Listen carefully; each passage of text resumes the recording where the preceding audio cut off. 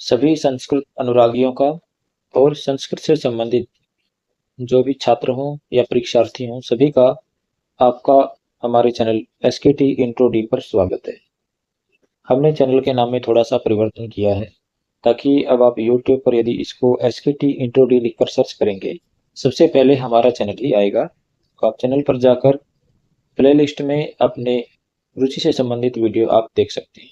जिस भी टॉपिक पर आपको वीडियो देखना है या जिस भी टॉपिक को आपको कवर करना है, उससे संबंधित आप वीडियो हमारे यूट्यूब चैनल पर जाकर देख सकते हैं।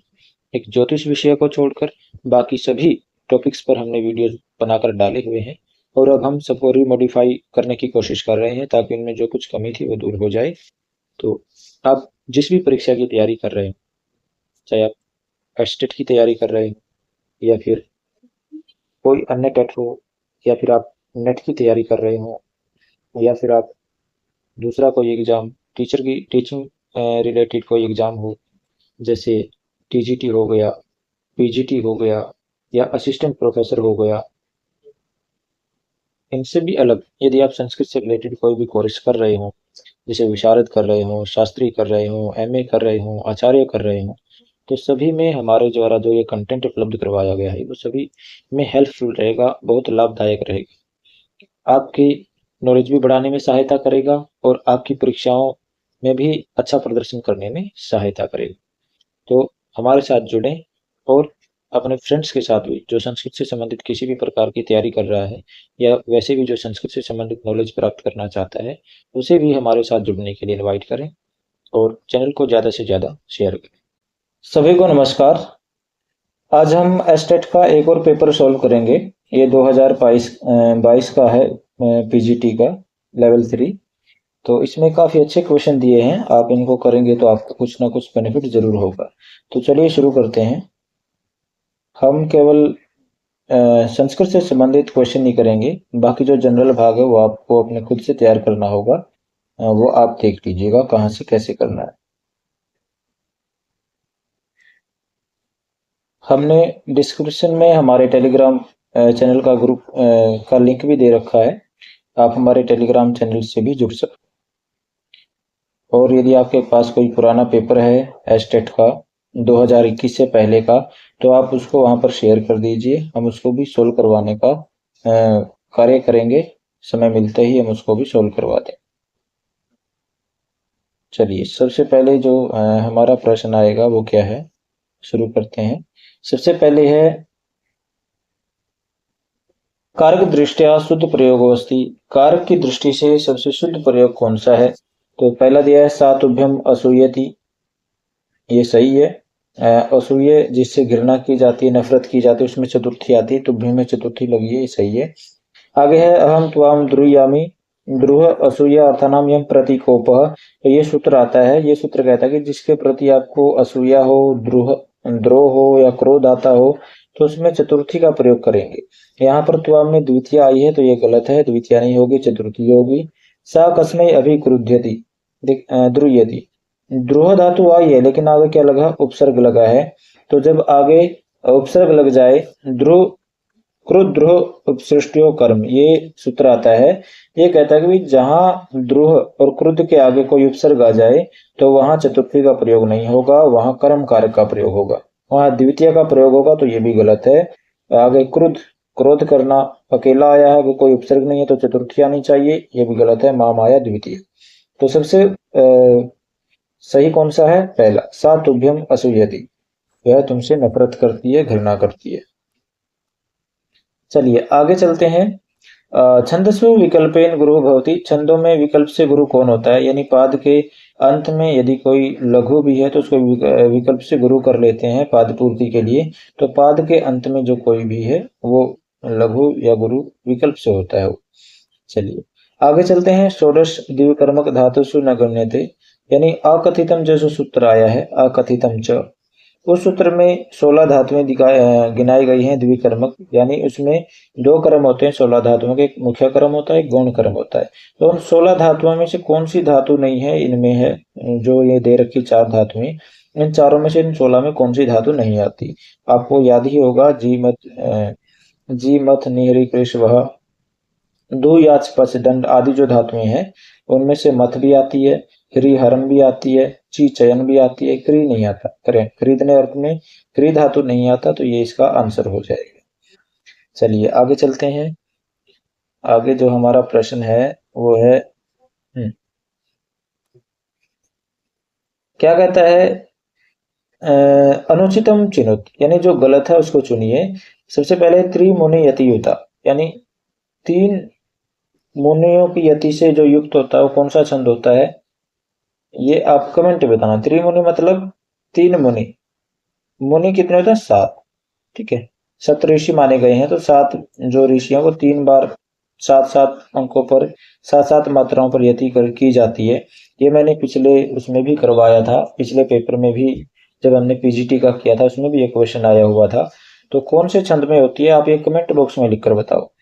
ठीक है, ये सही है, त्रिमुनि यति होता। सूर्याश्वई, सूर्य आदित्य द्वादश 12 आदित्य माने गए हैं, अश्व 7 माने गए हैं, ये भी सही है। रसई रुद्र, रस 6 माने गए हैं, रुद्र 11 माने गए हैं, 6-11 होना चाहिए, ये गलत है, 8-9, यानी ये इसका सही आंसर है। ठीक है, आगे है भोगी लोकी। भोगी मतलब 8, भोगी किसको बोलते हैं, सांप को। 8 सर्प माने जाते हैं। ऐसा माना गया है कि जो कश्यप ऋषि थे उनकी जो पत्नी थी उन्होंने 8 नागों को पैदा किया था, तो उनका नाम भोगी। भोगी, तो ये संक्षेप में लिखा, भोगी मतलब 8 और लोक मतलब 7 लोक हैं, तो 8 और 7 के बाद यति होती है। ये नैनमय अयुतयम मालिनी भोगी लोक, ये मालिनी का लक्षण है। रसई रुद्रेश छिन्ना यमन सबलाग शिखरिणी, ये शिखरिणी का लक्षण है। सूर्यास्वैर जसमस्तदा स गुरुवा शार्दुल विपरीडितम, ये शार्दुल विपरीडित का लक्षण है। अच्छा, इसका आपको कमेंट बॉक्स में लिखकर बताना है कि त्रिमुनि यतियुता ये कौन से छंद में होता है। चलिए आगे चलते हैं। यमक अलंकारे आवृत वर्ण समुदाय से वैशिष्ट नास्ति। यमक अलंकार में जो वर्णों की आवृत्ति है या वर्णों का जो समुदाय की आवृत्ति है उसका विशिष्टता नहीं होती। कौन सी विशेषता उसकी नहीं होती, तेने वो कर्मेण आवृत्ति, उसी कर्म से आवृत्ति होती है। ठीक है, भिन्नार्थक, तो उसका अलग अलग अर्थ होता है। ठीक है, एक सार्थक एक निरर्थक, ये भी सही है, एक सार्थक हो सकता है एक निरर्थक हो सकता है। ठीक है, समानार्थकम समान अर्थ होता है, नहीं, ये गलत है। यहाँ भिन्नार्थक और समानार्थक दोनों विपरीत दे दिए, तो भिन्नार्थ हो सकता है। यमक अलंकार में 2 शब्द यदि आए हैं, भिन्न अर्थ हो सकता है, लेकिन समान अर्थ दोनों का नहीं होता। ठीक है, इसका आलक्षण भी सत्यर्थे पृथक अर्थाया सूर्य व्यंजन संहिते आवर्तित कर्मेण तेन यमकम निगद्यते, ऐसा इसका कुछ लक्षण है, आप उसको देख लीजिएगा। तो इसका जो आंसर आएगा वो समानार्थकम, यानी समान अर्थ नहीं होता यमक अलंकार में जो वर्णों की आवृत्ति होती है। चलिए आगे चलते हैं। आगे है अफवाह इत्यस्य सर्वोपयुक्त संस्कृत अनुवादो भविष्यति। अफवाह का सबसे उपयुक्त संस्कृत अनुवाद क्या होगा, तो अफवाह होती है, अफवाह मतलब कोई संसार में भ्रांति मूलक कोई कथन हो जाए तो वो अफवाह अफवाह बोलते हैं, यानी बोला जाता है लोगों में अफवाह फैली हुई है, तो क्या है, लोक अपवाद उसको बोलते हैं।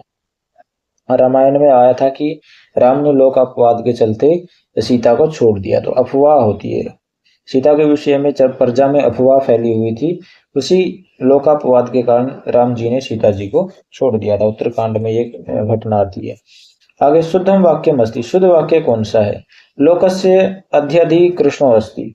अधि 2 बार आया है, तो जहां पर अधि विप्सा हो जाए, आवृत्ति हो जाए, 2 बार आ जाए अधि, वहां द्वितीय का प्रयोग होता है, लोकम आएगा यहाँ पर, ये गलत है। आगे सह अन्नम हेतु निवृत्ति, वह अन्न के लिए रहता, तो हेतु में षष्ठी आई है तो अन्न में भी षष्ठी आनी चाहिए। हेतु प्रयोग है षष्ठी, षष्ठी हेतु प्रयोग है, ऐसा कोई सूत्र है, तो ये भी गलत है। आपने यदि हमारी कारक की वीडियो नहीं देखी है तो आप प्ले लिस्ट में जाकर कारक की वीडियो जरूर देखिए, हमने पूरा कारक जो करवा रखा है, आपको उससे जरूर बेनिफिट होगा। सूर्यभ्यो भीतो अस्ति, भीतरा अर्थानाम भय हेतु, तो इसमें जिससे डरा जाए उसमें पंचमी आती है, तो चौरभ्य में पंचमी है, ये ठीक है। रक्षा माम नरक पातेन, तो तरा मतलब रक्षा करना होता है, जिससे रक्षा की जाए, तो नरक पातेन नहीं आएगा, नरक पातात आएगा, तो इसलिए ये क्या होगा, ये गलत है, इसमें पंचमी आनी चाहिए। एक आंसर सही कौन सा है, चौरभ्यो भीतो अस्ति, यानी चोरों से डरे हुए हो। चलो आगे चलते हैं। आगे क्या कह रहा है, यस्मिन छंदसि वर्णद्वयम नूनम भवति तत्कथ्यते। जिस छंद में दो वर्ण कम हो, दो अक्षर कम हो, उस छंद को क्या कहेंगे। तो देखिए, पूरे पूरे छंद तो सभी को पता है, जब एक अक्षर ज्यादा होगा किसी छंद में तो उसको कहेंगे भूरिक। तो उसके आगे भूरिक लगा देते हैं। जैसे गायत्री मंत्र में 24 अक्षर होते हैं, 24 वर्ण होते हैं। यदि 25 वर्ण हो जाएं तो इसके क्या लगेंगे, भूरिक गायत्री लिखेंगे, भूरिक गायत्री, क्योंकि इसमें एक वर्ण ज्यादा हो गया। और यदि एक वर्ण कम हो जाए, 24 की जगह 23 हो जाए, गायत्री कहीं छंद प्रयोग हो रहा हो, एक वर्ण कम हो जाए, तो हम बोलेंगे निचरित गायत्री। क्या बोलेंगे, निचरित गायत्री। वैसे ही यदि दो वर्ण ज्यादा हो जाएं, दो वर्ण ज्यादा हो जाएं तो क्या बोलेंगे, स्वराट गायत्री। जब गायत्री में 26 वर्ण हो जाएं तो बोलेंगे स्वराट गायत्री। और जब गायत्री में दो वर्ण कम हो जाएं तो उसको बोलेंगे विराट गायत्री। ठीक है, क्या बोलेंगे, विराट गायत्री। तो क्या पूछ रखा है कि जिस छंद में दो वर्ण कम हो जाएं, तो दो वर्ण कम होंगे तो उसको बोलेंगे विराट गायत्री। विराट उसके आगे लग जाएगा, कोई भी छंद है, जैसे गायत्री छंद है उसमें दो वर्ण कम है तो विराट गायत्री लग जाएगा। यदि जगती छंद है उसमें दो वर्ण कम है तो विराट जगती लग जाएगा। ठीक है, चलिए आगे चलते हैं। आगे है स्त्रीणाम आद्यम प्रणय वचनम विभ्रमो ही प्रियेषु। उक्तिरियम कस्य काव्यस्य अस्ति, ये उक्ति किस काव्य की है। तो ये जो उक्ति आई है ये मेघदूत की है, कालिदास द्वारा रचित मेघदूत की ये उक्ति है। कालिदास जी विश्व विख्यात कवि हुए हैं और इनकी एक कृति है, ये इसको हम खंड काव्य भी कह देते हैं और गीति काव्य भी इसको कह देते हैं। ठीक है, इसमें यक्ष और यक्षिणी इनके बारे में बताया गया है। यक्ष जो है वो ये कुबेर उसको निकाल देते हैं अपने कार्य में प्रमाद होने के कारण। वो अलकापुरी में निवास करता है 1 वर्ष तक। वो मेघ को अपनी पत्नी यक्षिणी के पास संदेश देकर भेजता है, उसको रास्ते भी बताता है, मार्ग बताता है। तो रास्ते में जो जो चीजें आती हैं उनके बारे में भी बताता है। तो जब वो निर्विंध्या का वर्णन करता है, ये निर्विंध्या नदी के संबंध में आया है, तो उसी के बारे निर्विंध्या के संबंध में ये कथन कहा गया है, ये उक्ति भी है। तो कहा गया स्त्रीणाम आद्यम प्रणय वचन विभ्रम हुई प्रियेषु। ये कहता है कि भी जो स्त्री नाम महिलाएं जो होती हैं, आद्यम मतलब शुरू के, प्रणय वचनम प्रेम वाले वचन, यानी शुरू में अपने प्रेम को व्यक्त करने के लिए जो महिलाएं मीठी मीठी बातें करती हैं, विभ्रमो ही प्रियेषु, वो जो प्रिय होता है प्रेमी, या अपना पति कह सकते हैं, प्रेमी कह सकते हैं, तो वो विभ्रम मतलब गलत फहमी पैदा करते हैं। कहने का ये मतलब ये है कि वो जो शुरू शुरू में किसी के साथ मिलना होता है या किसी के साथ बैठना उठना होता है, दूसरे को इम्प्रेस करने के लिए जो महिलाएं जो बोलती हैं वो शुरू में मीठे वचन, वो क्या होता है, वो गलत फहमी होती है। वास्तव में वो सच्चाई नहीं होती, केवल वो इम्प्रेस करने के लिए, किसी को अट्रैक्ट करने के लिए, अपनी तरफ आकर्षित करने के लिए, किसी को भरोसा दिलाने दिलाने के लिए जो है वो मीठे मीठे वचन बोले जाते हैं। ये कहने का मतलब है। कहाँ से है ये, मेघदूत से है। चलिए आगे चलते हैं। आगे है चतुर्षु पादेषु आहत्य वर्णानाम संख्यानुसारम उचितम मेलरत। यानी जो 4 पद हैं उनमें टोटल कितने वर्ण होते हैं, तो संख्या के अनुसार उनका मेलन करें। सबसे पहले मालिनी। मालिनी का लक्षण है न नमय युतेयम मालिनी भोगी लोके। इसमें प्रत्येक पाद में 15 अक्षर होते हैं, तो 4 पाद होंगे तो 60 अक्षर होंगे। ठीक है, तो मालिनी का जो मेल हो जाएगा 60 के साथ हो जाएगा। आगे वंशस्थ। वंशस्थ में 12 वर्ण होते हैं। जतौ तो वंशस्थम उदरितम जरो। तो 12 वर्ण प्रत्येक पाद में होते हैं, 4 पाद हो गए, 12 चौक 48, तो इसमें 48 वर्ण होंगे। ये इसका मेल हो गया। वसंत तिल का उक्ता वसंत तिल का तबजा जगऊगा। यानी इसमें 14 वर्ण होते हैं प्रत्येक पाद में, तो 4 जो पाद हो गए तो 14 चौके 56, तो इसमें 56 के साथ इसका मेल हो जाएगा। शिखरणी रसई रुद्रेश छिन्ना यमन सभलाघ शिखरिणी। तो इसके प्रत्येक पाद में जो है वो 17 वर्ण होते हैं, तो 4 पाद होते हैं, तो क्या हो जाएगा 68, 68, अष्टषष्टि वर्ण इसमें हो गए, तो क्या हो जाएगा, इसके साथ मेल हो जाएगा। ऑप्शन में कौन सा सही बैठता है आप देख लीजिएगा। चलिए आगे चलते हैं।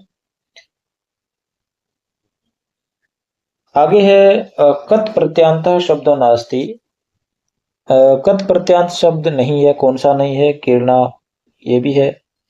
क्री न कत में जो ता बसता है, ता को ना हो जाता है, ठीक है, किरणा बन जाता है, टाप भी लग जाता है स्त्रीलिंग में।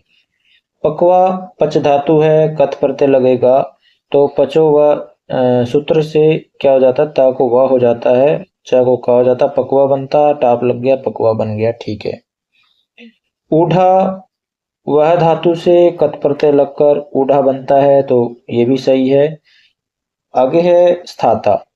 स्थाता नहीं बनता, स्था धातु से जब कत प्रत्यय लगाएंगे तो इसमें पुक भी आगम हो जाता है, तो स्थापिता या स्थापिता बनेगा, तो स्थाता नहीं बनेगा, ये गलत है, तो इसका यही आंसर आएगा। आगे है षष्ठी विधायकम सूत्रम नास्ति, यानी जिसे षष्ठी का विधान होता है ऐसा कौन सा सूत्र नहीं है? तो सर्वनाम तृतीया च, सर्वनाम से तृतीया भी होती है और षष्ठी भी होती है। ये इसका उदाहरण हम क्या ले सकते हैं? केन हेतुना ले सकते हैं, केन हेतुना, इसमें तो तृतीया हो गई, और कस्य हेतु हो, कस्य हेतु हो, ये षष्ठी हो गया। तो सर्वनाम के साथ हम तृतीया और षष्ठी दोनों का प्रयोग कर सकते हैं हेतु के अर्थ में, तो ये सही है, षष्ठी हो जाती है। अधिगर्थ दयेशाम कर्मणि, इसमें भी षष्ठी हो जाती है, अधि उपसर्ग पूर्वक एक धातु या फिर दया धातु, ठीक है, जब इनका प्रयोग होगा तब भी षष्ठी का प्रयोग होगा। अधिक अर्थ देशाम कर्मणि, ये भी सूत्र षष्ठी करता है। कृत्यानाम कर्तरीवा, यानी जहां पर कृत्य प्रत्यय लगे हों, कृत्य प्रत्यय, तव्य तव्य अनिरादि, तो वहां कर्ता में क्या हो जाती है, तृतीया भी होगी और षष्ठी भी होगी। जैसे इसमें उदाहरण दे सकते हैं, मम मया वा सेव्यो हरि, मम मया वा सेव्य हरि, इसमें क्या है, सेव्य में जो है यत प्रत्यय लगा है, तो इसलिए इसमें क्या हुआ, ये कृत्य प्रत्यय है, इसमें तृतीया का प्रयोग भी हुआ और षष्ठी का प्रयोग भी हुआ। चलिए आगे चलते हैं। नहीं, अभी इसका बचा है यस्य च भावेन भाव लक्षणम। यस्य च भावेन, यानी जहां एक क्रिया चल रही हो दूसरी क्रिया हो जाए, तो वहां जो पूर्व क्रिया है उसमें सप्तमी प्रयोग होता है, ये सप्तमी का विधान करता है। जैसे गोशु दुह्यमानासु गत, दुह्यमानासु गता, इसमें क्या है कि गायों को दोहा जा रहा है और वो जाने की क्रिया भी हो गई। एक क्रिया क्या है, दोहने की चल रही है, एक जाने की, तो दो क्रियाएं आई यहाँ पर। लेकिन जो क्रिया है पूर्व में वो कौन सी चल रही थी, वो दूध धोने की क्रिया चल रही थी पहले, लेकिन वो खत्म नहीं हुई, उससे पहले दूसरी क्रिया खत्म हो गई, तो इसमें सप्तमी का विधान हुआ। इससे च भावेन भाव लक्षणम सूत्र से, तो ये सूत्र सप्तमी करता है, षष्ठी नहीं करता, इसका यही उत्तर आएगा। चलिए, आप कारक से संबंधित हमारे वीडियोस देख सकते हैं प्ले लिस्ट में जाकर, यदि आपने नहीं देखे हैं तो। आगे है किरातार्जुनीय महाकाव्य कतमे सर्गे शिवार्जुनयोः युद्धस्य चित्र काव्यत्वेन वर्णनम कृत, यानी किरातार्जुनीय महाकाव्य में कौन से सर्ग में शिव और अर्जुन का जो युद्ध का चित्र काव्य के रूप में वर्णन किया गया है? किरातार्जुनीयम किसकी है? भारवी की रचना है, भारवी। किरातार्जुनीयम किसकी रचना है? भारवी की रचना है, महाकाव्य है, पाषाणत्रयी में गणना होती है, 18 सर्ग इसमें। तो इसमें जो शिव और अर्जुन दोनों का युद्ध का वर्णन किया है, कौन से सर्ग में किया गया है? पंचदश सर्ग में, 15वें सर्ग में इनके युद्ध का वर्णन किया गया है। चलिए आगे चलते हैं। आगे है इदम इति शब्दस्य शुद्धम स्त्रीलिंग रूपम वर्तते। इदम शब्द का शुद्ध स्त्रीलिंग रूप कौन सा है? तो इमो पुल्लिंग में बनता है, ये नहीं होगा। इमम भी पुल्लिंग में बनेगा, ये भी नहीं होगा। आशु, ये शा नहीं होगा, ये शा आता ही नहीं कभी भी, ये आशु बनेगा, ठीक है, क्या होगा? आशु, इसका नंबर 4 होगा। चलिए आगे चलते हैं। आगे क्या कहता है, कश्यपः पश्यको भवति यत् सर्वं पश्यति इति सूक्ष्मयात्, यानी जो सूक्ष्मता से सब कुछ देखता है उसको हम कश्यप कहते हैं, ठीक है। तो ये वचन कहाँ पर है? ये वचन जो आपका आया है ये आया है तैत्तिरीय आरण्यक में। कहाँ पर आया है? तैत्तिरीय आरण्यक में ये आया है कथन। और तैत्तिरीय आरण्यक कहाँ का? ये कृष्ण यजुर्वेद का है। चलिए आगे चलते हैं। समुचिता विभक्ति अस्ति, सही विभक्ति कौन सी है? तो इसमें देखिए नद्याम, नद्योः, नदीनाम। नद्याम सप्तमी एक वचन में बनेगा, नद्योः ये षष्ठी सप्तमी दोनों में बन सकता है, लेकिन नदीनाम हमेशा षष्ठी में ही बनता है, सप्तमी में कभी नहीं बनता। तो ये पहले सप्तमी फिर षष्ठी, ये मेल नहीं है, ये गलत है। आगे मातरम, मातरु, मातृन। देखिए मातृन नहीं बनता बहुवचन में, मातृ बनता है। क्या बनता है? मातृ, विसर्ग लग जाता है पीछे, ये भी गलत है। आगे धेनवई, धेनुर्भ्याम, धेनुर्भ्य, धेनवई ये इसमें ना आधा होगा, ठीक है, धेनवई बनेगा। धेनवई ये बन सकता है या फिर धेनवे बन सकता है, ये दोनों ही बन सकते हैं। इसके दो दो रूप बन जाते हैं।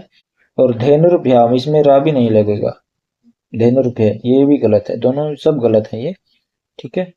चलिए आगे चल, लक्ष्मी ही लक्ष्म्यो लक्ष्मी ये सही है। लक्ष्मी दीर्घ इकारांत स्त्रीलिंग शब्द है, ठीक है। दीर्घ इकारांत 7 ऐसे स्त्रीलिंग शब्द हैं जिनके पीछे विसर्ग आ जाता है, जैसे श्री हो गया एक, ठीक है। ऐसे ही कुछ और भी शब्द हैं 5-6, तो इनके पीछे विसर्ग का प्रयोग होता है। तो ये सही रूप है लक्ष्मी ही लक्ष्म्यो लक्ष्म्य, ये सही है। इसका आएगा नंबर 4। आगे है शाश्वती इति पुस्तके श्रवण शटिका शक्टिका, सोने की गाड़ी। पाठ मृच्छकटिकस्य कस्मात् अंकात् उद्धृतः। शाश्वती में जो पुस्तक है, अच्छा आपको कमेंट बॉक्स में लिखना है शाश्वती जो पुस्तक है वो किस कक्षा में लगती है, कौन सी कक्षा में शाश्वती लगती है। और श्रवण शक्टिका जो ये पाठ आया है कौन सी कक्षा का है ये, ठीक है, कौन सा पाठ है ये आपको लिखना है। श्रवण शक्टिका यानी सोने की गाड़ी जो ये पाठ है ये मृच्छकटिक के किस अंक से लिया गया है? तो जो सोने की गाड़ी है ये जो है ये षष्ठ अंक से लिया गया है। कौन से अंक से? षष्ठ अंक। जो मृच्छकटिकम है वो किसकी है? शूद्रक की है। किसकी है मृच्छकटिकम? शूद्रक की है। इसमें ये प्रकरण है मृच्छकटिक एक, इसमें 10 अंक है।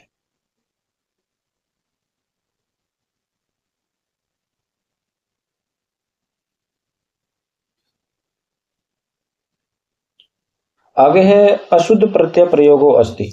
अशुद्ध प्रत्यय प्रयोग कौन सा है? नेतव्यम, नि धातु तव्यत प्रत्यय ये सही है।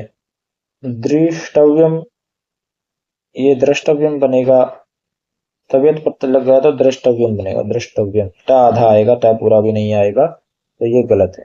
नंतव्यम, नम धातु तव्यत प्रत्यय नंतव्यम बनेगा।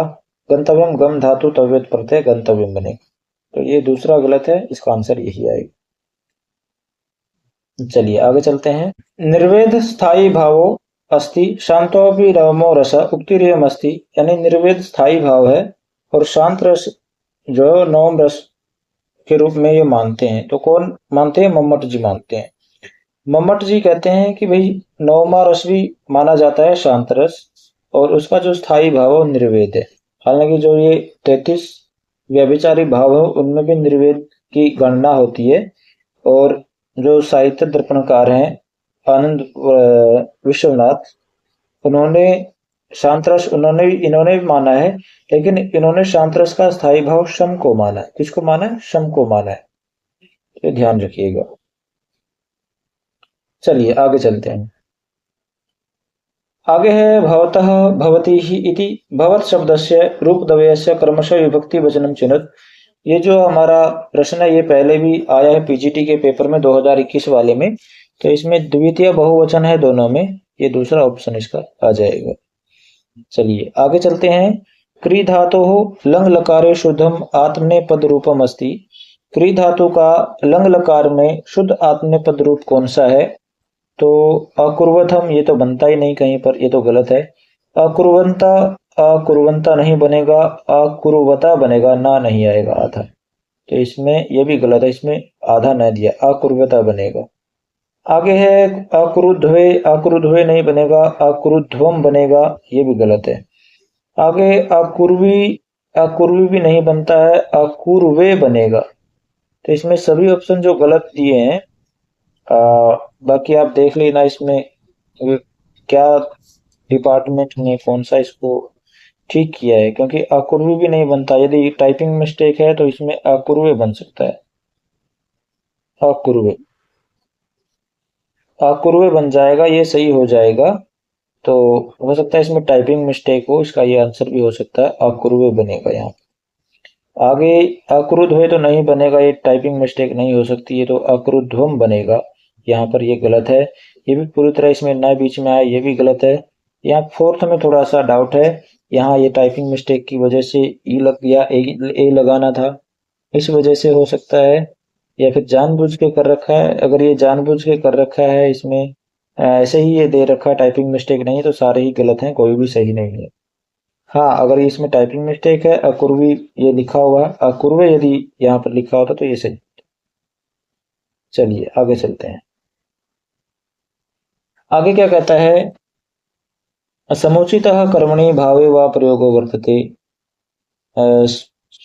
अच्छा कर्म में या भाव में सही प्रयोग क्या होगा, शेते का शेरते बनेगा, ये गलत है। पीबती का पियते, ये ठीक है, लेकिन इसमें दीर्घ इकार आएगी, ये भी गलत हो गया। तिष्ठति स्थीयते, ये सही है। तिष्ठति स्था का स्थीयते बनेगा, ये सही है। लिख्यति लिख्यते, यानी में लिख्यते बनेगा, लिख्यते, ये भी गलत है। इसका क्या आएगा सही, तीसरा आंसर आएगा, विकल्प नंबर 3 इसका सही उत्तर है। चलिए आगे चलते हैं। आगे क्या कह रहा है, समुचितः कत्वा प्रत्यय प्रयोगो वर्तते। इसमें सही कत्वा प्रत्यय का प्रयोग कहाँ पर हुआ है, तो ये देखते हैं। पहले अद, अद को जगध्वा बनाया है, यानी अद का जग बन जाता, ठीक है, ये सही है। दह का दहित्वा, ये दहित्वा नहीं होगा, हित्वा होगा, ये गलत है। मुँह का मुग्धवा बनेगा, ये भी कुछ और बना रखा है। वध का उक्तवा बनेगा, तो वधित्वा नहीं बनता, ये भी गलत है। तो पहला इसका आंसर सही होगा, 113 का ए। ठीक है, चलिए आगे चलते हैं।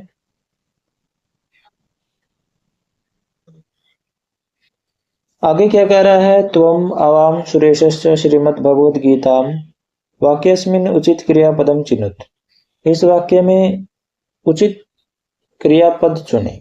तो इसमें तुम, हम दोनों और सुरेश, यानी हम सब हो गए। तो हम सब कहाँ पर होगा, उत्तम पुरुष बहुवचन में। तो क्या होगा, देखो उत्तम पुरुष बहुवचन में क्या बनता है, अशृणुमन प्रथम पुरुष बहुवचन में बनेगा, ये नहीं आएगा।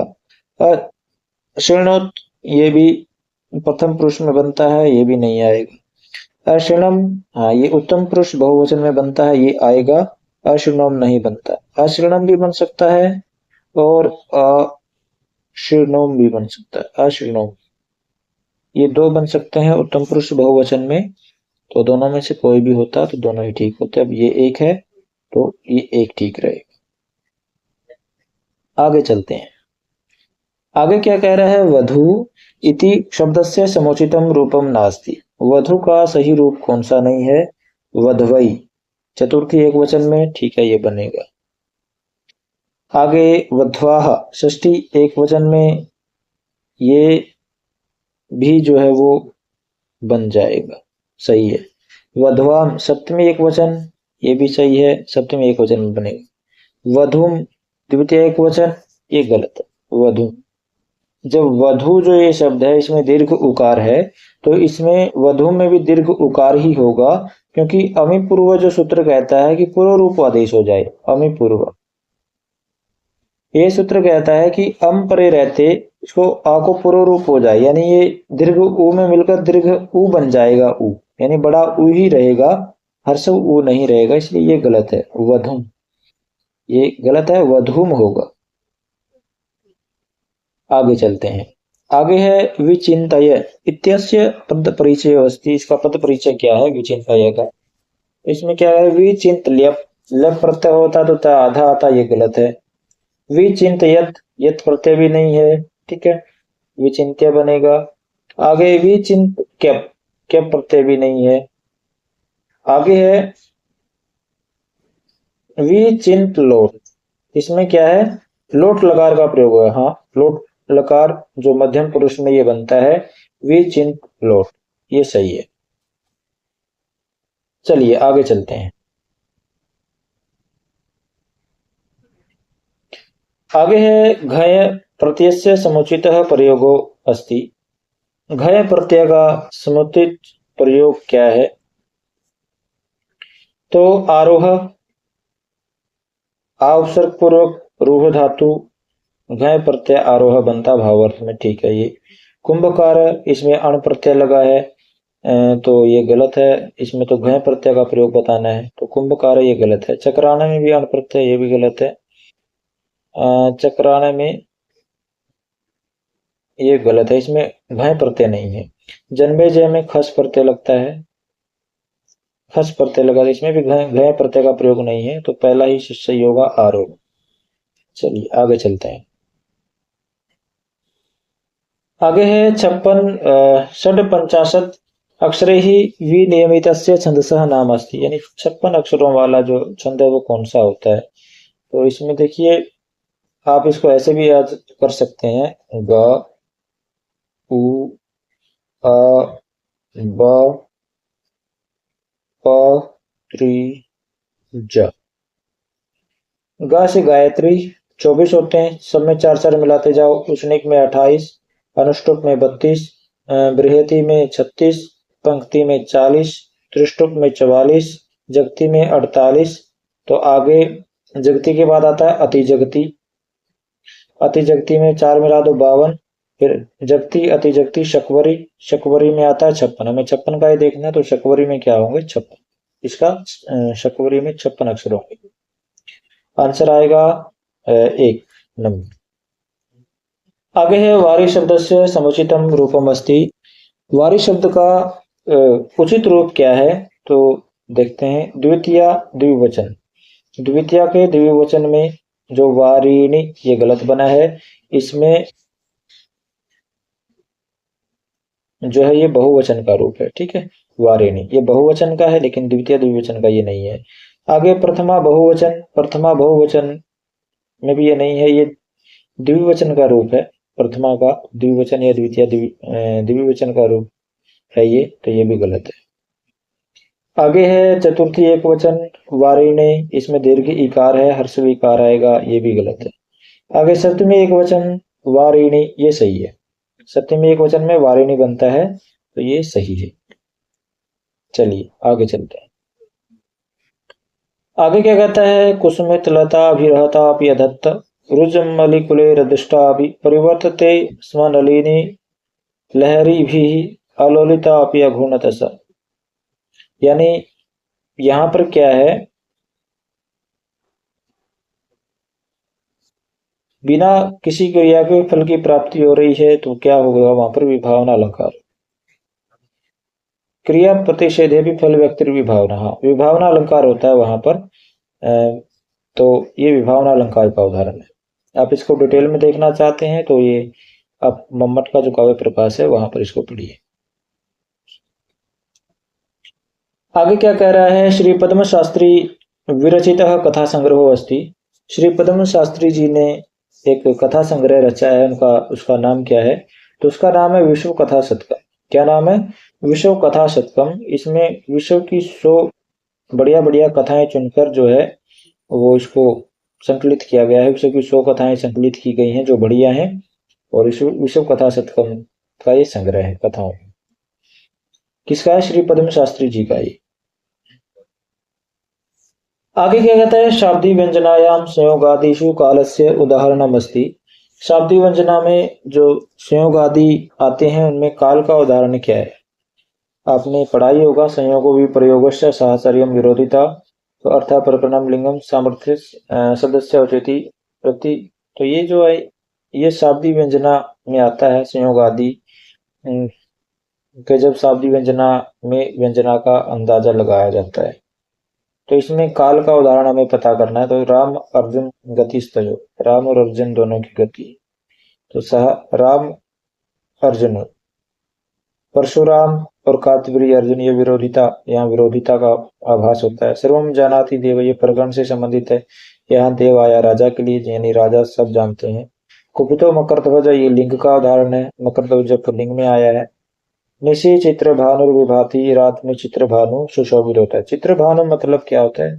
चित्र भानु का मतलब सूर्य भी होता है और आग भी होता है, अग्नि।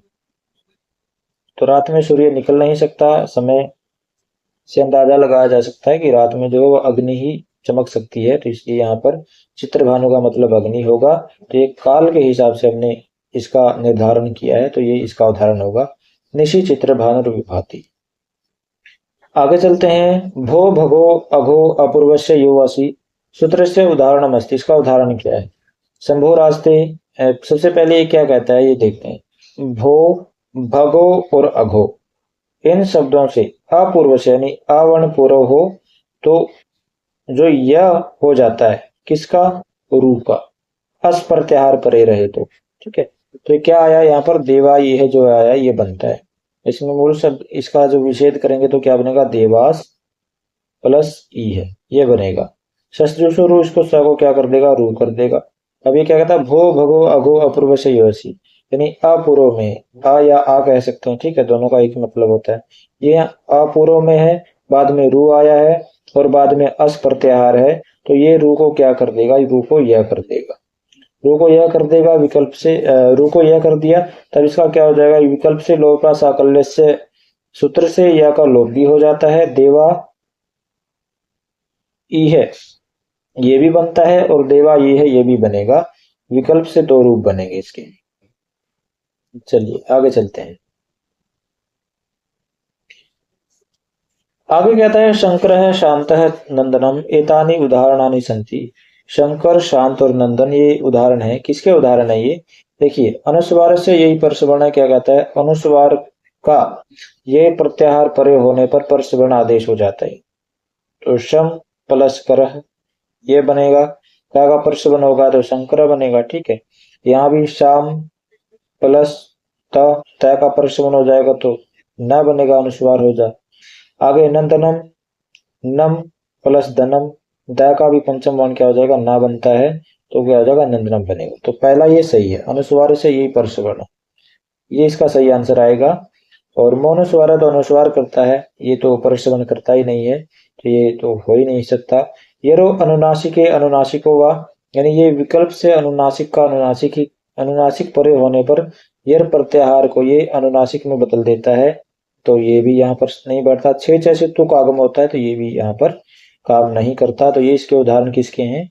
ये पहले अनुस्वार से यही परसवर्ण के ये उदाहरण है। चलिए आगे चलते हैं। पाणिपादम अस्य समुचितः समास विग्रह अस्ति। पाणिपादम, इसका सही समास विग्रह क्या होगा?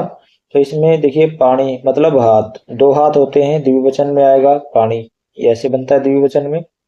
पाद, पैर भी दो होते हैं, तो पादव बनेगा, तो इसका दो दूसरा आएगा पाणी च पादव च, क्या आएगा? पाणी च पादव च। चलिए आगे चलते हैं। आगे क्या कहता है? गुण संदेह अशुद्ध प्रयोग अस्ति। गुण संदेह का अशुद्ध प्रयोग क्या है? तो इसमें नवलकार, गुण संधि में नव प्लस लृकार, अल हो जाएगा, नवलकार बन जाएगा, सही है। नवोढ़ा, नव प्लस ऊढ़ा, ठीक है, नवोढ़ा बन जाएगा, नई नवेली। गंगोघ, गंगा प्लस ओघ, ये गलत है। यहाँ पर वृद्धि होगी, अचोनीति वृद्धि रेची से वृद्धि होगी यहाँ पर, तो गंगौघ, इसमें डबल ओ की मात्रा होगी, तो ये गलत दिया, अशुद्ध प्रयोग है ये। गुण संधि का उदाहरण नहीं है ये, दीर्घ संधि का उदाहरण नहीं, वृद्धि संधि का उदाहरण है, वृद्धि रेची। तो ममलकार है, ये भी सही है, मम प्लस लकार बनेगा तो ममलकार बनेगा। ये बाकी सब तीनों सही हैं। गंगोघ ये गलत है, ये वृद्धि रेची सूत्र है, उससे वृद्धि संधि होगी इसकी, तो ये गलत है। आगे है शेमोशी इत्यस्मिन् श्री शेह इत्यस्य कः समुचितो अर्थः अस्ति। देखो, शेमोशी में शी मतलब सोना, ठीक है, सी का मतलब सोना या मोहग्रस्त होना, तो इसका भी मोहग्रस्त हो जाना ही होगा, मोह इसका अर्थ है, समुचित अर्थ। चलिए आगे चलते हैं। गुदड़ी का लाल इत्युक्ति निमित्तम संस्कृत अनुवाद अस्ति। गुदड़ी का लाल, गुदड़ी बोलते हैं भाई कंथा को। अब कंथा इसमें एक में है, कंथा माणिक्यम, तो गुदड़ी का लाल यानी कंथा का मणिया, कंथा का रतन, कंथा की मणि, गुदड़ी का मणि, जो भी आप कह सकते हैं, गुदड़ी का लाल। तो कंथा माणिक्यम होगा इसका नंबर 4। आगे चलते हैं। अतोरो अपलुताद अपलुते सूत्रस्मिन् नोक्त, यानी अपलुत आकार से के बाद रो का क्या हो जाता है, ऊ हो जाता है अपलुत आकार प्रयोग होने पर। यानी आगे भी प्लुत नहीं होना चाहिए, पीछे भी प्लुत नहीं होना चाहिए, बीच में रू होना चाहिए। क्या कहते हैं, पूर्व पदे अपलुत आकार, हाँ पहले पद में शुरू में अपलुत आकार होना चाहिए, ठीक है। उत्तर पदे प्लुत आकार, बाद वाले पद में प्लुत आकार नहीं, प्लुत तो कहीं भी नहीं होना चाहिए, अपलुत होना चाहिए। तो इसका जो आंसर है यही आएगा नंबर 2। पूर्व पदे अपलुत आकार से पश्चात रू, हाँ पहले अपलुत आकार होगा फिर इसके बाद रू आ जाएगा। उत्तर पदे अपलुत आकार है, बाद वाले पद में भी अपलुत आकार होगा, ये भी सही है। तो ये बाकी तीनों सही हैं, केवल ये गलत है, प्लुत आकार नहीं होगा, अपलुत आकार होगा। आगे है गांधी विरचितायाः आत्मकथायाः पंडित होस्केरे नागप शास्त्री कृतो अनुवाद के नामना प्रसिद्ध। गांधी जी ने अपनी आत्मकथा जो लिखी है उसका जो है होस्केर नागप शास्त्री ने अनुवाद किया है। तो किस नाम से किया है, वो किया सत्यशोधन है, सत्यशोधन नाम से अनुवाद किया है गांधी जी की आत्मकथा का। चलिए ये नया लेखक है, आप इनको अपनी कॉपी पर नोट करके रखिए। पिछले जो हमने पेपर करवाए थे एस्टेट के, जो हमने सॉल्व किए थे पेपर, उनमें भी नए लेखकों के बारे में 2-3 क्वेश्चन आए हुए हैं। तो आप इनको एक कॉपी पर या अपनी कोई भी नोटबुक बना रहे हैं, आप कोई नोट्स बना रहे हैं, तो उस पर आप लिख लीजिए और इनको दिन में एक बार जरूर देखिए, तभी ये याद रहेंगे, नहीं तो भूल जाएंगे। चलिए आगे चलते हैं। आगे है भवानी भारती इति नामधेयम संस्कृत खंड काव्यम कस्य रचना अस्ति। भवानी भारती ये खंड काव्य किसकी रचना है, तो ये महर्षि अरविंद की रचना है। ये भी आप ध्यान रखिए, लिख लीजिए कॉपी पर कहीं, आप जहां पर आपको ये दिखे। चलिए आगे चलते हैं। तो चितम मिलेत, जो सही है उसका मिलान करो। तो सबसे पहले क्या कह रहा है, व्यधिकरण बहुब्रीहि। पहले इनका अर्थ देख लेते हैं। व्यधिकरण बहुब्रीहि क्या होता है, जहां दो पद हो और दोनों में अलग अलग विभक्ति का प्रयोग किया गया हो, वो व्यधिकरण बहुब्रीहि होता है। समानाधिकरण बहुब्रीहि, समान मतलब बराबर, समान, जिसमें जहां दोनों पदों में समान विभक्ति का प्रयोग किया गया हो वहां समानाधिकरण क्या होता है, बहुब्रीहि होता है। तुल्य योग बहुब्रीहि, तुल्य योग मतलब साथ जो अर्थ आए, यानी सह जिसके साथ लगा हो, जिस समास में बहुब्रीहि समास वो होता है, तुल्य योग बहुब्रीहि समास होता है जिस बहुब्रीहि समास में सह साथ में लगा हो। उपमानवाचक ये तो आपको पता ही होगा, जहां तुलना वाला कोई शब्द आए। तो देखो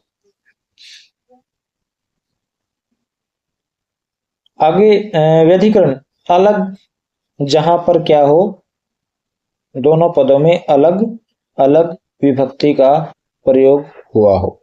तो कौन सा है, सबसे पहले व्यधिकरण का है उदाहरण, शूल पाणी हम ले लेते हैं। शूलम पाणव यस्य, जहां शूल में अलग है पाणी में अलग है, शूलम प्रथमा पाणव सप्तमी है, तो इसका पहले के साथ इसका मेल होगा ई का। शूलम पाणव यस्य, जिसके हाथ में शूल है, त्रिशूल है, वो शूल पाणी। समानाधिकरण, जिसमें समान विभक्ति हो, जिसमें समान विभक्ति हो। तो समान विभक्ति होगा पतितः पर्णः यस्मात्, जिससे पत्ता गिर गया हो ऐसा वो पतित पर्ण, ठीक है। तुल्य योग बहुब्रीहि, तुल्य योग जिसमें सह, इसका सभार्य बनेगा, इसका मतलब होगा भार्यया, भार्यया सह वर्तमान, भार्यया सह वर्तमान, इसका समास विग्रह बनेगा आप इसको देख लीजिए। ठीक है, सभार्य हो गया।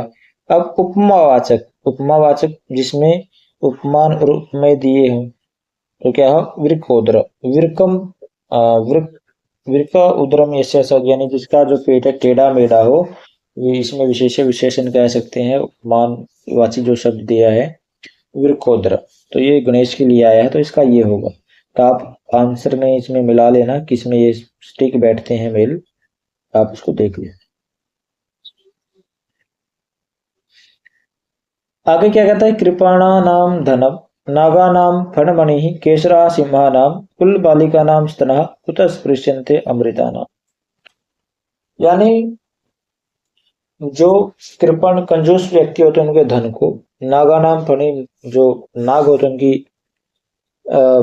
फण पे जो मणि होती है उनको, केसरा सिंहा नाम यानी सिंह के बालों को, कुतः बालिका नाम स्तनः, कुल बालिका नाम स्तनः यानी जो ऊंचे कुल की स्त्रियां हैं उनके स्तनों को, तो कुतः सपृश्यन्ते यानी कौन छू सकता अमृता नाम मनुष्य में, यानी ऐसा कौन सा मनुष्य है जो इनके जीवित रहते इनका ये यानी कंजूसों का धन ले सकता हो, यानी नागों की मणि ले सकता हो, शेर के बाल ले सकता हो, और जो परिवार की स्त्रियां हैं, कुल वाली जो ऊंचे कुलों की स्त्रियां हैं उनके स्तनों को जो छू सकता हो, तो ऐसा कौन है।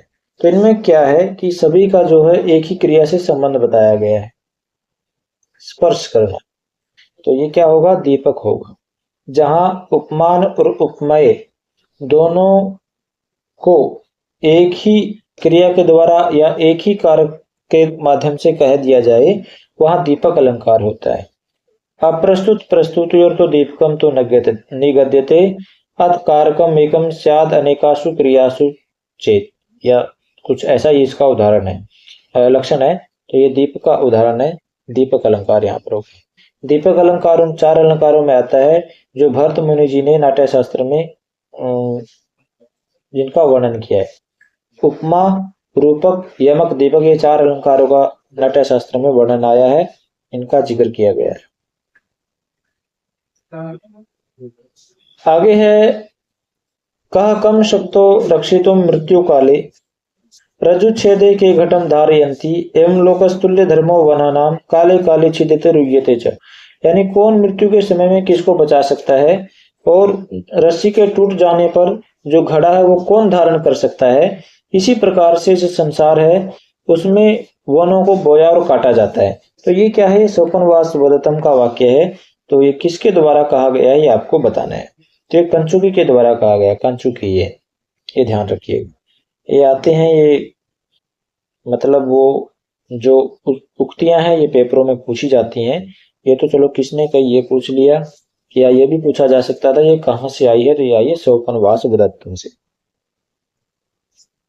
आगे शुद्धम वाक्य अस्ति, शुद्ध वाक्य है, कौन सा है, अग्नि पवित्र अस्ति, अग्नि पवित्र है, तो अग्नि पुल्लिंग में है, पवित्र नहीं होगा, पवित्र होगा। ठीक है, वैसे पवित्रम ही होगा, पवित्र भी नहीं होगा, क्योंकि पवित्र शब्द हमेशा नपुंसक में होता है। वेदा प्रमाणानि, वेद जो है वो प्रमाण है।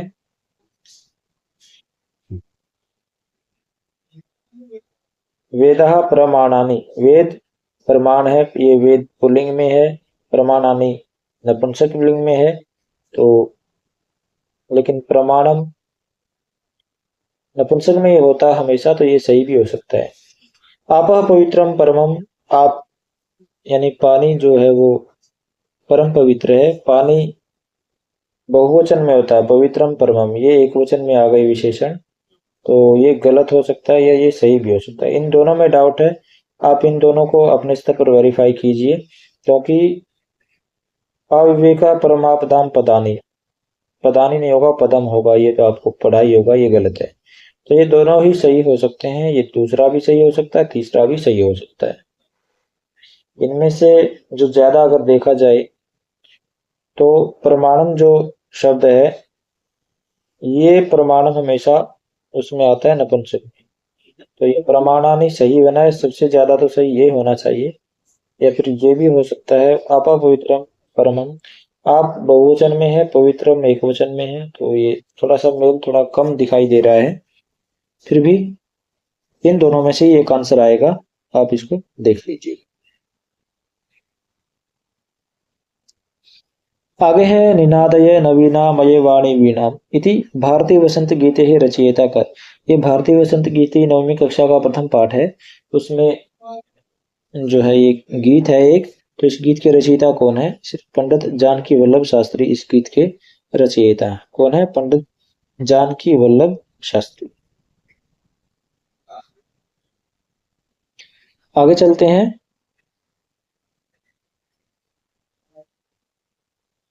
आगे है वेद पाठे विकृतयः भवन्ति। वेद पाठ में कितनी विकृतियां होती हैं? तो 8 विकृति होती हैं।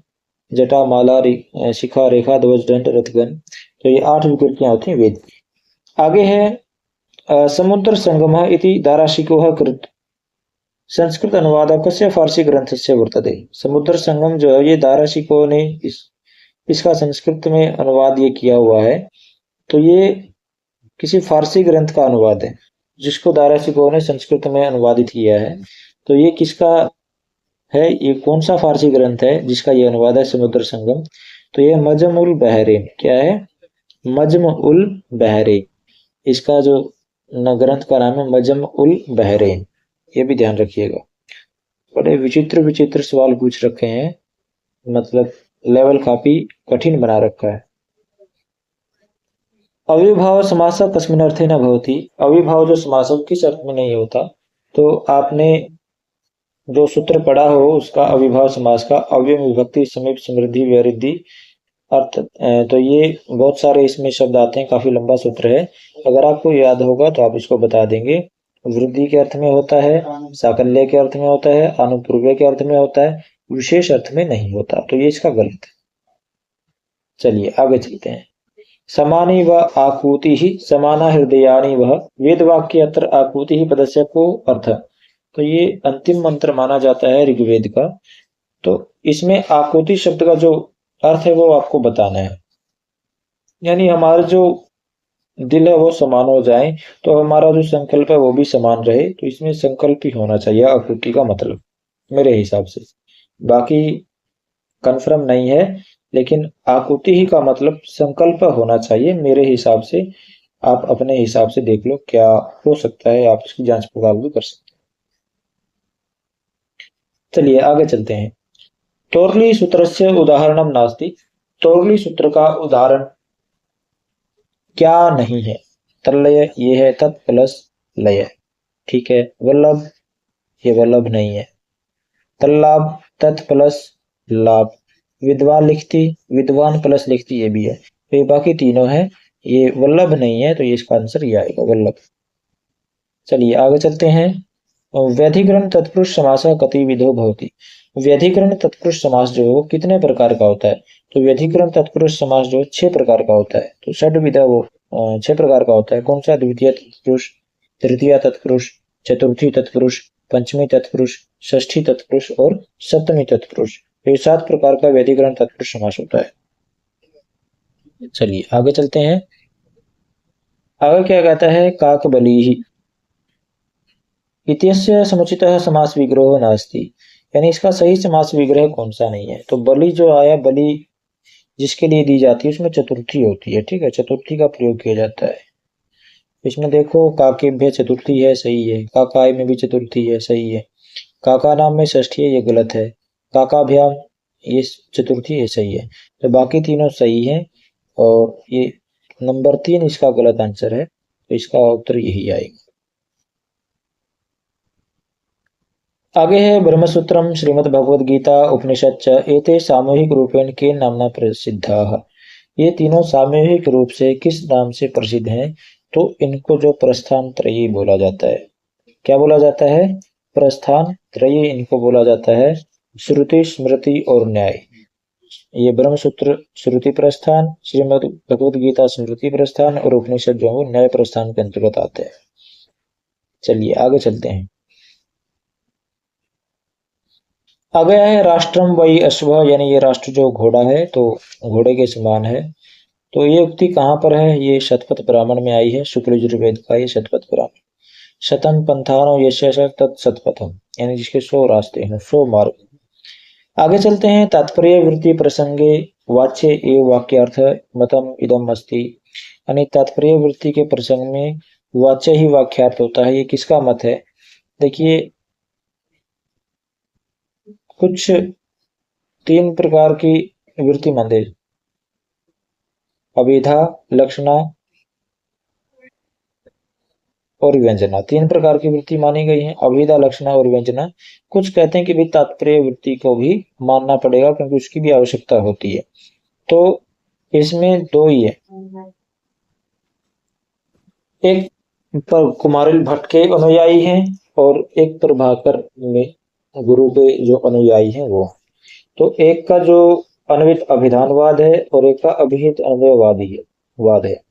तो वो देख लेते हैं। तो ये छोड़ो, कुमारिल भट्ट ये किसको मानते हैं? ये अभिहित अन्वयवाद को मानते हैं, यानी तो दोनों एक ही हो गए, तो ये दोनों ही रिजेक्ट हो जाएंगे। क्या बच गया?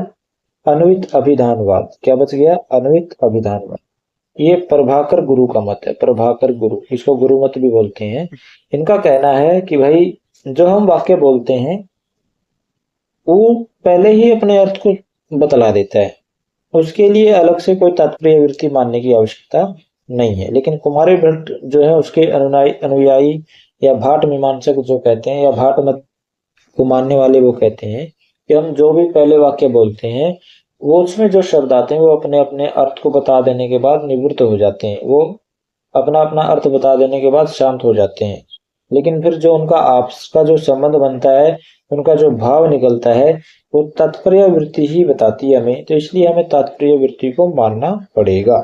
ये है अभिहित अन्वयवाद और ये है कुमारिल भट्ट का। तो ये तो बाकी सब गलत है। इसमें वाच्य एवं वाक्यार्थ है, क्या आएगा? ये अन्वित अभिधानवादी नाम इनका मत है, ये इसको हम गुरु मत भी बोलते हैं।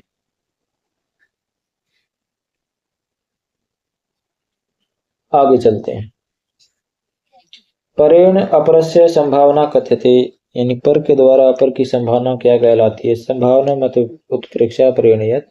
तो ये उत्प्रेक्षा अलंकार का जो है वो उदाहरण लक्षण है। आगे क्या कहता है? तदेव गमनम सैव धरा इति कविता संग्रह से रचयिता क।